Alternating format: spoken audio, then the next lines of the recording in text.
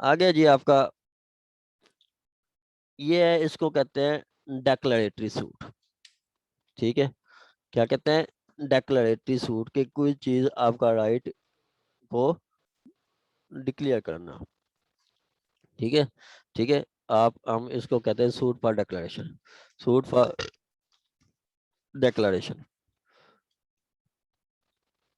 ठीक है, suit for declaration. ठीक है, कि इस तकरार है इसका, मैं आपको, कोई आपका राइट है, कोई भी राइट है, उसको डिक्लेयर करवाने के लिए आप कोर्ट में जाते हैं कि जी ये मेरा राइट है, ये मेरा राइट मुझे डिक्लेयर करके दे। मेरी अगला कोई पार्टी मान रही नहीं रही, अगला कोई पार्टी मान ही नहीं रही, आप डिक्लेयर करवा दें, आपके पास अथॉरिटी है, और मैं तो इधर उधर भाग के थक गया हूँ। ठीक हो गया। सपोज कि आपका आईडी कार्ड आईडी कार्ड पे डेट गलत है। ठीक है, आपके आईडी कार्ड पे डेट गलत है। सपोज के आपका मैट्रिक की सनद है। ठीक है, मैट्रिक की सनद, मैट्रिक की जो सनद है, ठीक है, मैट्रिक की सनद है, वहाँ पे डेट लिखी हुई है 1/1/2000। ठीक है, इसी तरह एफए भी यही है। ठीक है, 1/1/2000, 1/1/2000। ठीक है, आगे आपका ये आपका बीए में भी यही कुछ है। ठीक है, बीए में भी, मतलब आपका बर्थ सर्टिफिकेट में भी यही है। ठीक है, बर्थ सर्टिफिकेट, ठीक है, सर्टिफिकेट उस पे भी यही है। ठीक है, तो आप क्या करते हैं, आपका जो बाद में सी एन आई सी आता है, वो किधर गया?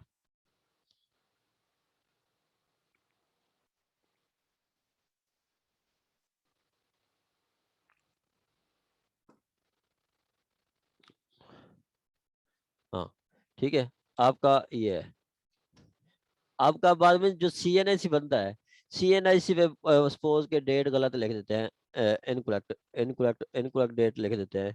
ठीक है, वो हम लिख देते हैं आपकी इनकरेक्ट डेट मैं 1/1/2002 लिख देते हैं, 4 लिख देते हैं, फिर क्या करते हैं आप? ठीक है, इनकरेक्ट डेट आपका सी एन आई सी पे आ जाती है, ऑन सी एन आई सी। फिर इस सूरत में आप सूट फाइल डिक्लेरेशन करते हैं कि डिक्लेयर करें कि जी ये गलती है। पहला आप इसको डिक्लेयर करें एंड करेक्ट करें, दोनों दावे आपका 31 और 35। ठीक है, डिक्लेरेशन और कैंसिल, डिक्लेयर करें और करेक्ट करें। ठीक है, तो ये आपका क्या होगा, ये आपका डिक्लेरेशन का सूट होगा। मैंने भी आईडी कार्ड बनवाया था, बड़ा तंग होकर बनाया था उन्होंने, उसके बाद फिर वो बर्थ डेट ऑफ बर्थ जो थी वो भी उन्होंने गलत लिख दी थी। ठीक है, यानी वो फिर बगैर दावे के उन्होंने खुद सेट कर दी थी। ठीक है, तो आप सूट फाइल कर सकते हैं और वो करेक्ट कर देते हैं। कोई भी राइट है, सपोज के एक आपका यही जो हम एग्जांपल दे रहे थे, आपका गिफ्ट डीड जो इलीगल होगी, तैयार होगी है। ठीक है, गिफ्ट डीड तैयार हुई है, तो आप उसको डिक्लेयर करवा सकते हैं इलीगल, इलीगल या लीगल। या इस तरह मेरा एक केस चल रहा है, उसमें हस्बैंड की डेथ हुई, और डेथ हुई सपोज के मार्च में। अब उसकी कोई औलाद नहीं थी, एक बीवी थी। अब उसके घर, उसका एक घर था, अब उसके घर की शेयर जाना था, बाकी उनके सिस्टर्स को, बहनों को, सबको जाना था, बीवी को तो कुछ बचना था। तो एक गिफ्ट डीड तैयार किया बैक डेट्स में। अब उस गिफ्ट डीड को क्या किया हुआ है, डिक्लेयर करवा रहे हैं कोर्ट से कि ये गिफ्ट डीड वैलिड है, ये गिफ्ट डीड वैलिड है। तो ये क्या करवा रहे हैं, डिक्लेरेशन। इसका भी हमने सूट फॉर डिक्लेरेशन किया है कि जी इस गिफ्ट डीड को डिक्लेयर किया जाए कि ये वैलिड है, ये इसको डिक्लेयर किया जाए कि ये वैलिड है।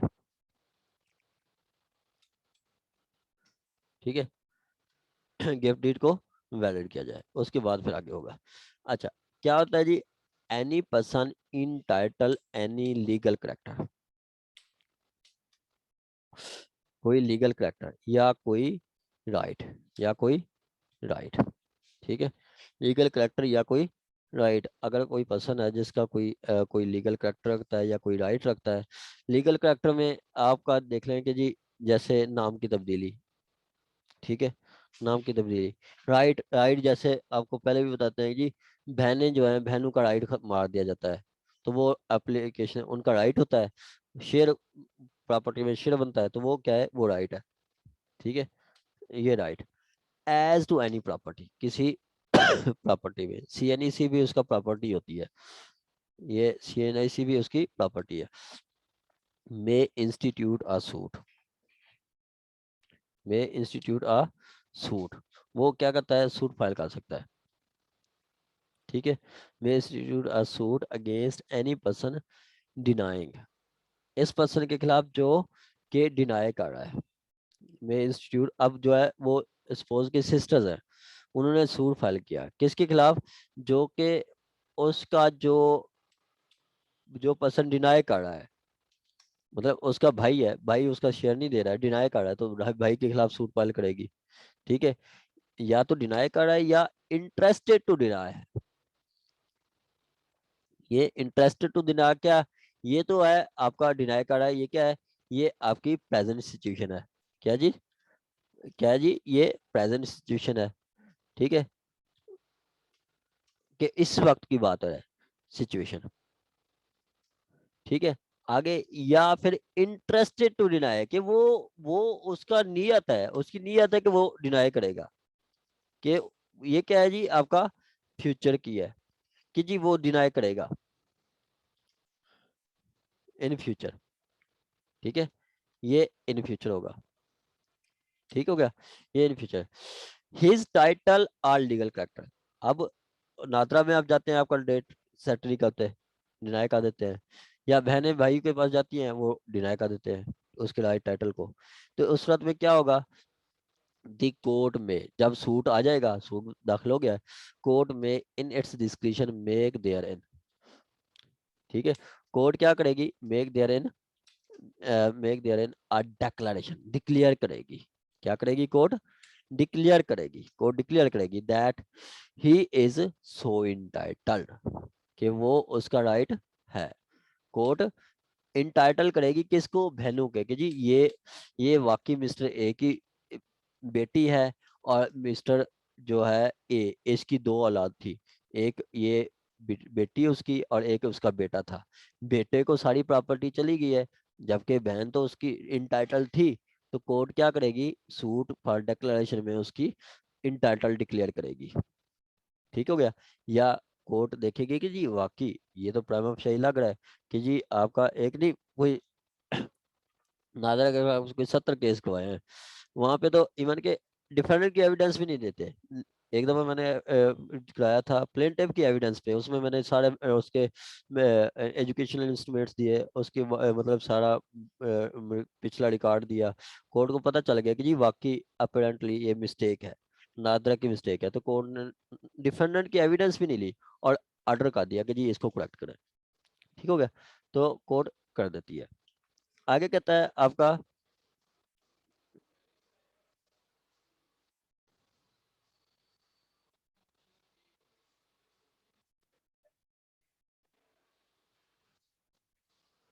आगे कहता है, आगे कहता है जी आपका कि जी and plaintiff need, and the plaintiff and the plaintiff need not in such suit ask for further relief। ठीक है, वहां पे उसको फर्दर रिलीफ की भी जरूरत नहीं पड़ती, जहाँ पे उसको फर्दर रिलीफ की जरूरत नहीं होती, कोर्ट उसको कर देती है और कोर्ट उसको ऑर्डर कर देती है। आगे जी बार टू सच डिक्लेरेशन, वो अब ऐसी डिक्लेरेशन पे एक आपको रुकावट भी है, पाबंदी भी है, कब है वो, ये है, वो कब है, कहता है no provided that no court shall make such declaration, कोई कोर्ट ऐसा डिक्लेरेशन नहीं पास करेगी where plaintiff being able to further relief than mere declaration,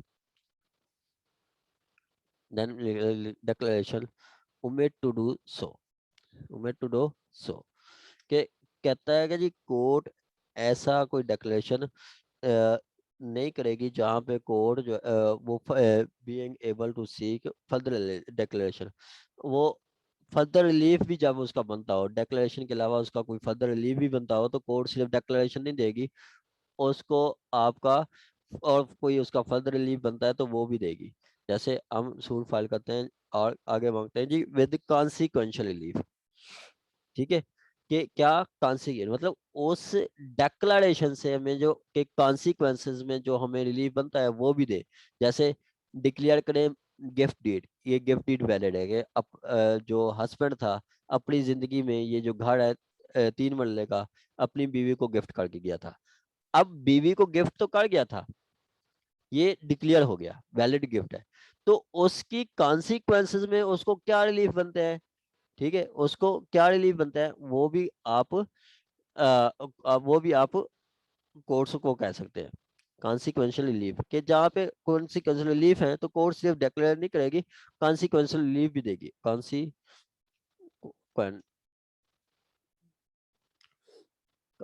consequential relief. ठीक है, कॉन्सिक्वेंशियल रिलीफ जब आपका बनता है वो भी आपका देगी कोर्ट।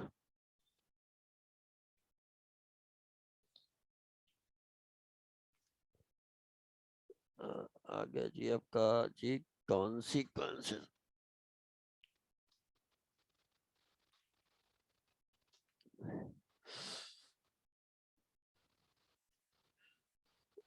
कॉन्सिक्वेंस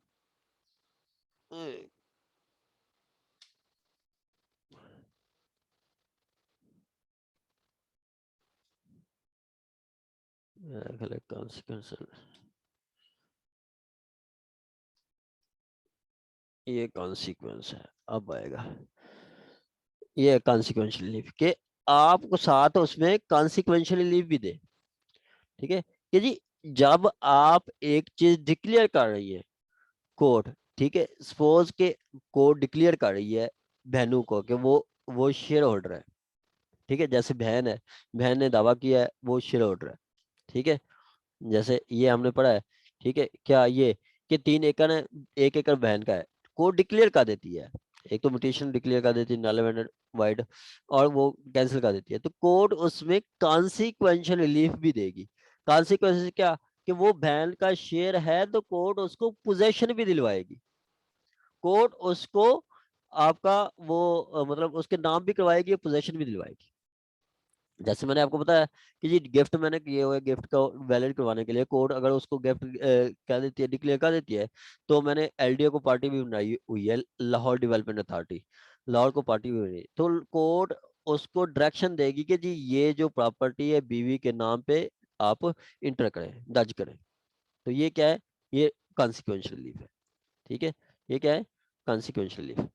ठीक है, with suit for declaration and consequential relief. Consequential relief क्या है, कि जी जो उसके कॉन्सिक्वेंसेस बनते हैं वो भी उनको दे, उसके कॉन्सिक्वेंसेस में जो उसका रिलीफ बनता है वो भी आप दे।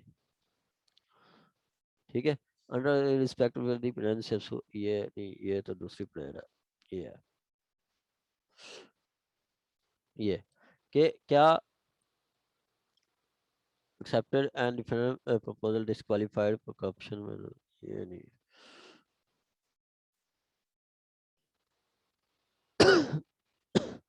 सिंपली आपको पता चल गया है कि जहाँ पे कोर्ट सिर्फ जो है ना उसको कॉन्सिक्वेंशियल रिलीफ नहीं देगी, और भी उसका कोई रिलीफ बनता है तो वो भी उसको कोर्ट लाजमी देगी, वो भी उसको कोर्ट लाजमी देगी, ये वो कह रहा है।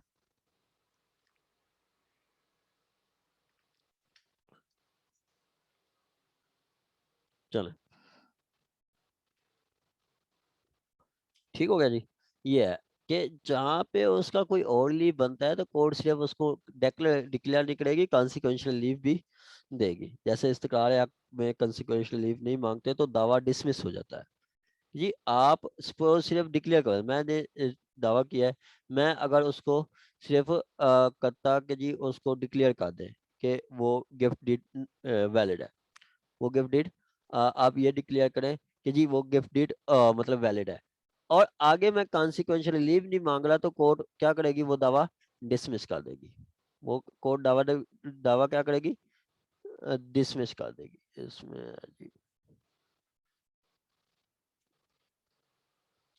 ठीक है, एनी हो, ये आपका कॉन्सिक्वेंस रिलीफ है कि जहाँ पे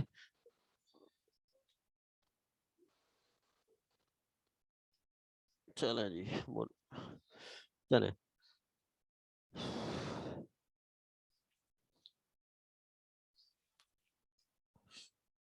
ये ये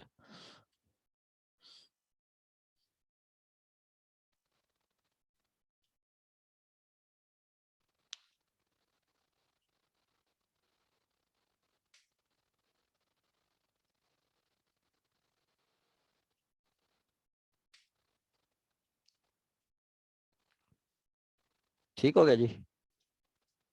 ये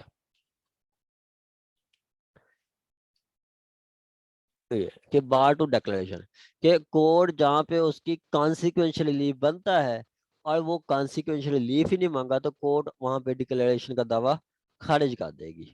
सपोज कि मैं वैलिड गिफ्ट डीड वैलिड करवा रहा हूँ, तो मैं कहूंगा कि जी ये प्रॉपर्टी मेरे नाम भी करवाएं। अगर मैं ऐसा मैं नहीं करता तो कोर्ट उसको डिसमिस कर देगी। कहता है but no court shall make any such declaration which plaintiff being able to seek such further relief. Such further relief से मुराद वो आपका कॉन्सिक्वेंशियल रिलीफ है। ठीक है, सच फर्दर रिलीफ से मुराद वो आपका कॉन्सिक्वेंशियल रिलीफ है। ठीक है, वो आपका कॉन्सिक्वेंशियल रिलीफ है।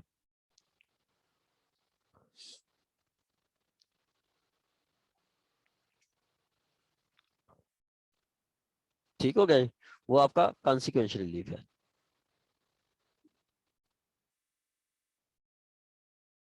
आगे जी, आगे कहता है जी आपका then the mere declaration are omit to do so, कि वो दूसरा नहीं देगी। आगे जी आपका एक्सप्लेनेशन कहता है a trustee a property is a person interested to deny.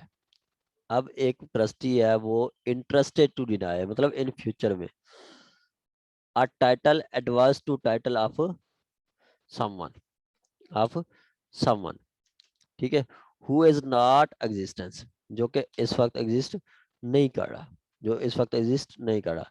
आगे कहता है and for home if existence it would be a trustee, it would be a trustee.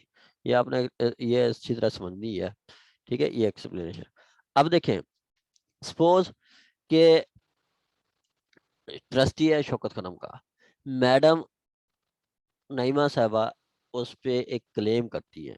ठीक है, क्लेम करती है कि जी ये जो प्रॉपर्टी है, ये जो प्रॉपर्टी है ये मेरी है, ये जो चीज है जो आपको दी गई है ये मेरी है। ठीक है, अब इस पे ट्रस्टी जो है इंटरेस्टेड ना है। अब वो चीज एग्जिस्ट नहीं करती। सपोज के वो करती है कि ये जो आपको कार गिफ्ट हुई है ये मेरी है, ये जो आपको शौकत खनम को कार दी गई है ज़कात में, ये ज़कात नहीं ये मेरी है। अब वो ट्रस्टी उस पर डिनाई कर रहा है। ठीक है, ट्रस्टी उस पर डिनाई कर रहा है। अब वो इनका जो टाइटल है अभी भी एग्जिस्ट नहीं कर रहा। नईमा साहिबा का वो टाइटल एग्जिस्ट नहीं कर रहा, मतलब उनकी कार नहीं है, वो वैसे अलेज कर रही है कि जी ये कार मेरी है। अब ट्रस्टी इंटरेस्ट उस पर डिनाई कर रहे हैं। आगे कहता है कि जी वही ट्रस्टी कल को इनका वही राइट मतलब कार इनकी निकलती भी है तो उनका जो इंटरेस्ट था ट्रस्टी का जो डिनाई था वो सेम रहेगा और यही समझा जाएगा कि वो इस वक्त भी ट्रस्टी है। कल को वो ट्रस्टी नहीं रहता और ट्रस्टी चेंज हो जाता तो ये समझा जाएगा कि जी वो डिनाई कर रहा था और उसका डिनाई है और उसका डिनायल है। सही, ये समझ नहीं आई। मैडम देखें कि एक ट्रस्टी है एक टाइटल का के लिए डिनाई कर रहा है जो कि टाइटल एग्जिस्ट ही नहीं करता। एक ट्रस्टी टाइटल के लिए डिनाई कर रहा है जो कि टाइटल एग्जिस्ट ही नहीं करता। ठीक है, तो उससे जब कल टाइटल एक्सिस्ट भी कर जाएगा तो वो डिनाइड ही होगा। हाँ कल को अगर टाइटल क्रिएट हो जाता है तो ये समझा जाएगा वो डिनायल है।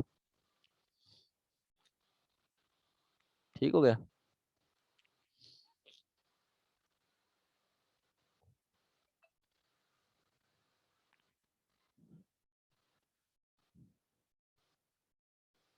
चलें जी।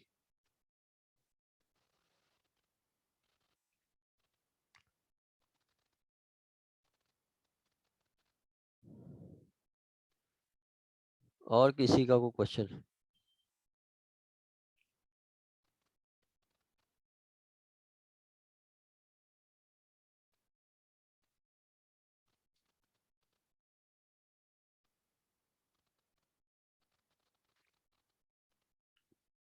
ठीक हो गया जी, ये इम्पोर्टेंट है ये 42। सर इसकी थोड़ी एक और कोई एग्जांपल देंगे?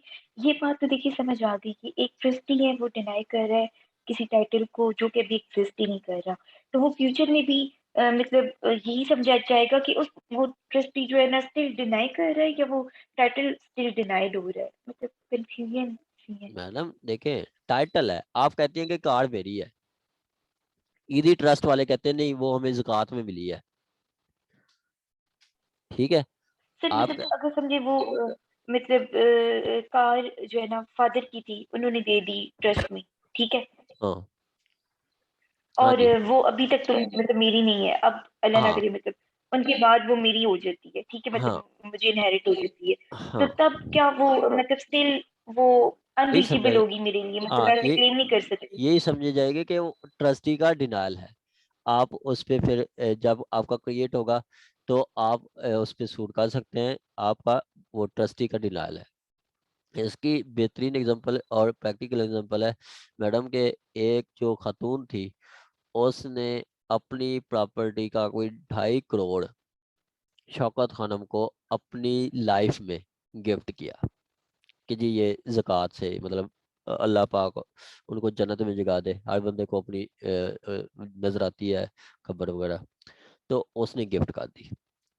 बाद में जब उस खातून की डेथ हुई तो उसकी जो बेटियां थी वो कोर्ट में आ गई कि जी वो हमारी वालदा ने, हम मानते हैं कि गिफ्ट किया था, वो ज़कात के तौर पर दी थी, ठीक है, लेकिन वो 2.5 करोड़ नहीं था, वो कम अमाउंट थी, वो कम अमाउंट थी। अब देखें, जब पहले उन्होंने किया तो उसका टाइम उसका इंटरेस्ट नहीं था, उनका कोई टाइटल नहीं था, उस पर इंटरेस्ट ही डिनाई करता है। कल को उनकी वालदा की डेथ पे, मतलब जब वालदा ने किया, उन्होंने एलिज किया तो ट्रस्टी ने डिनाई किया, वो उस टाइम तो उनका टाइटल एग्जिस्ट ही नहीं करता था।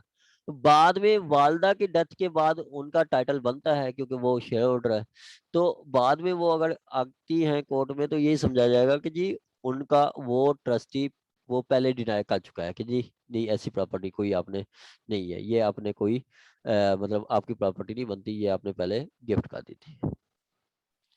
फिर तो मतलब वो ये नहीं कर सकते कि जब वो इंटाइटल्ड हो जाए तो वो अगेन उस ट्रस्टी से मतलब कांटेक्ट करके और उस चीज को बताएं कि वो अब टाइटल्ड हो गए हैं, या वो ठीक है, डायरेक्ट कर कोर्ट में सकते हैं जाएं? मैडम, कर सकते हैं, कर सकते हैं, लेकिन वो लॉ ये कहता है कि जी बाद में अगर इंटाइटल हो जाते हैं तो ये समझा जाएगा कि ट्रस्टी का डिनायल है ये, जब उनके पास अच्छा सर, टाइटल मतलब नहीं था। ट्रस्टी अगर एक दफा इनकार कर देगा तो उसके इनकार को फ्यूचर में भी इनकार ही समझा जाएगा? हाँ, फ्यूचर में भी डिनायल ही समझा जाएगा, जब उनके पास टाइटल, जब आपके पास टाइटल नहीं है, ट्रस्टी ने डिनाय कर दिया, तो जब टाइटल आ जाएगा तो ये समझा जाएगा कि उसका डिनायल है।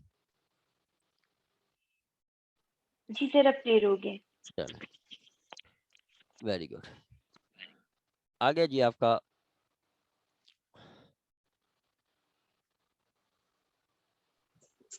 सर फिर जो उन्होंने ट्रस्ट के लिए दी होगी फिर वो रिटर्न हो जाएगी, वापस हो जाएगी, मतलब है वो जिस तरह बता रहे हैं आपकी जो उनकी बेटियां मैडम ने क्लेम किया वो था, वो तो तो फिर वो वो उन्होंने अगर वो ना देना चाहें ट्रस्ट के तौर पे तो फिर वो हाँ, तो उनको वो वापस मिल जाएगी? एविडेंस पे है ना, अगर नहीं है तो फिर वापस हो जाएगी, एविडेंस ली जाएगी, मैटर ऑफ एविडेंस है।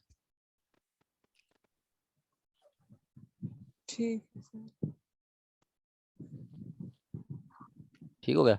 कहता है आगे, इफेक्ट ऑफ डिक्लेरेशन, डिक्लेरेशन का इफेक्ट क्या होगा। ठीक है, डिक्लेरेशन का इफेक्ट क्या होगा। कहता है a declaration under this chapter is binding only on the parties to suit। अब जो डिक्लेरेशन का सूट है, सपोज के बहन करती है अपने भाई पे प्रॉपर्टी का, तो इफेक्ट सिर्फ भाई पे होगा और किसी पे नहीं होगा, मतलब जो डिक्लेरेशन का इफेक्ट है वो सिर्फ पार्टीज पे इफेक्ट होगा और किसी पे नहीं, बस ये कुछ कह रहा है। A declaration under this chapter is binding only the parties only the parties to parties to suit, ठीक है। जो पार्टीज टू सूट है ये बाइंडिंग डिक्लेरेशन जो है बाइंडिंग होगा पार्टीज टू सूट पे, कि जो पार्टीज टू सूट होंगे जैसे बहन भाई प्लेंटिफ डिफेंडेंट वो उसके उसके अलावा और किसी पे नहीं होगा, ठीक है। And person claiming through respectively, या जो उसके थ्रू रिस्पेक्टिवली काट रहे हैं जैसे पार्टीज है, या रिस्पेक्टिवली क्लेम जो काट रहे हैं जैसे आपका एक आ जाता है यहाँ पे आर्डर आर्डर 1 रूल 8 ये आगे हम पढ़ेंगे। आपका 1 रूल 8 के आपका क्या है, ये आर्डर 1 रूल 8 रिप्रेजेंटेटिव सूट, मतलब एक भाई सूट करता है बाकी भाइयों की तरफ भी से भी वही पेश होता रहता है, ये रिप्रेजेंटेटिव सूट है। तो उन एक भाई ने किया हुआ है वो पार्टी टू सूट है, बाकी जो नहीं कर रहा है जिसके बिहार पे वो कर रहा है वो रिप्रेजेंटेटिव टू सूट होंगे, तो उन पे भी इफेक्ट करेगा। मतलब जो पार्टी टू सूट है और जो रिप्रेजेंटेटिव होंगे, मतलब बाप है, बाप की डेथ हो जाती है, उसके बच्चे आ जाते हैं, ठीक है, बच्चे आ जाते हैं तो वो उन पे भी वो इफेक्ट करेगी, उन पे भी वो इफेक्ट करेगी। जैसे आपका सेक्शन आपका 2 है और उसके बाद रिप्रेजेंटेटिव के लिए मेरा ख्याल है सेक्शन 11 है, ठीक है, रिप्रेजेंटेटिव, ठीक है, ये सीपीसी ये भी हो सकता है रिप्रेजेंटेटिव सूट। वो आगे कहता है and where the parties where any of the party are trustee on the person for whom it existing the date of declaration such party would be trustee। अगर कोई ट्रस्टी है तो जब वो ट्रस्टी एग्जिस्ट करता है, जब डिक्लेयर किया जाता है वो पार्टी एग्जिस्ट करता है, तो वो ट्रस्टी पे भी वो बाइंडिंग होगी। सिंपली वो कह रहा है कि जी ये पार्टी ये उस पार्टीज पे होगा जो इंटरेस्टेड टू सूट होंगे, मतलब पार्टी टू सूट होंगे, ये रिप्रेजेंटेटिव कैरेक्टर में खड़े होंगे, उनके ऊपर ये करेगा। ठीक हो गया।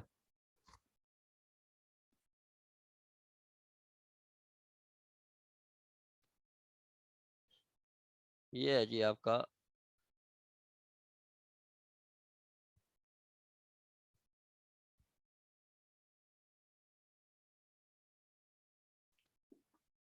Effect of declaration. आगे जी आपका ये जो आपका रिप्रेजेंटेटिव सूट, ठीक है, रिप्रेजेंटेटिव सूट आप करते हैं, oh sorry representative appointment of receiver. Appointment of receiver suppose के देखें कि जी प्रॉपर्टी है एक मतलब एक प्रॉपर्टी है प्लाजा है, ठीक है, आपका रावलपिंडी में एक प्लाजा है जो कि मिस नईमा के नईमा और मिस नईमा के भाइयों के नाम पे है। अब उनके जो भाई हैं उनसे वो किराया वगैरह ले रहे हैं, लाखों रुपए ले रहे हैं, और मैडम नईमा को कुछ भी नहीं दे रहे, ठीक है, मैडम नईमा को कुछ भी नहीं दे रहे। तो मैडम नईमा क्या करेंगी, वो तो एक तो पार्टीशन का सूट करेंगी, ठीक है, पार्टीशन का सूट करेंगी। दूसरा आपका साथ वो कह देंगी कि रिसीवर अपॉइंट करें, मुझे किराया नहीं मिल रहा, मुझे कुछ भी नहीं दे रहा है, उस इससे जो प्रॉफिट आ रहा है, इनकम आ रही है उस प्लाजे से वो कुछ भी नहीं आ रही, तो रिसीवर अपॉइंट करें और वो रिसीवर प्रॉपर्टी की देखभाल करे, जो किराया हो वो कोर्ट में जमा करवाए, तो वो कोर्ट रिसीवर अपॉइंट कर सकती है। रिसीवर जो अपॉइंट करती है वो आपका उस पे लागू होता है रेगुलेटेड बाई आर्डर सीपीसी, और उसकी जो ड्यूटीज हैं लायबिलिटीज हैं सारा सीपीसी के से रेगुलेट करती है। सीपीसी का आर्डर कौन सा है, सीपीसी का आर्डर है आपका ये आपका आर्डर 40। उसमें बताया गया कि जी इसी बात जो पॉइंट किया जाएगा उसको 5% खर्चा दिया जाएगा, वही सारा कुछ करेगा, वो संभालेगा प्रॉपर्टी को और उसको मैनेज करेगा। क्या कहता है एक सेकंड, अच्छा कहता है appointment of civil pending in a suit, जब सूट पेंडिंग है, सूट आपका पेंडिंग है, पेंडिंग है suit is matter is resting in the description of court, court की डिस्क्रिप्शन है, reference of procedural code the mode and effect the mode and effect effect of appointment, his rights, power, duties, liabilities are regulated by order 40। Order 40 बहुत clear है, उसमें बताता है कि जी उसको 5% खर्चा दिया जाएगा, उसको अलावा उसको जो है मेंटेन किया जाएगा, उसको मतलब जितनी भी रेवेन्यू आएगी उसका 5% उसको खर्चा दिया जाएगा। जो अपार्टमेंट रिसीवर है वो प्रॉपर्टी की देखभाल ऐसे करेगा जैसे एक आम आदमी अपनी प्रॉपर्टी की करता है, ऑर्डनरी प्रोविडेंट मैन अपनी प्रॉपर्टी की करता है, वो ये समझा जाएगा।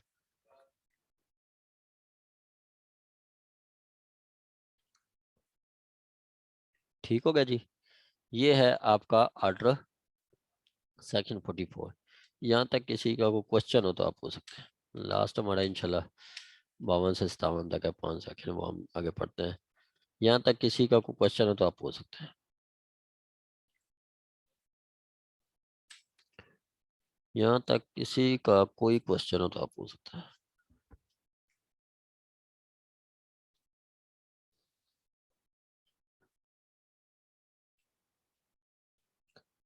ये रिसीवर डिस्क्रिशनरी है, कोर्ट अपॉइंट कर सकती है, पेंडिंग टू सूट होगा। ऑर्डर 40 में बताया गया है सारा कुछ, उसकी पावर भी सेक्शन भी उसमें सीपीसी में बताया गया है।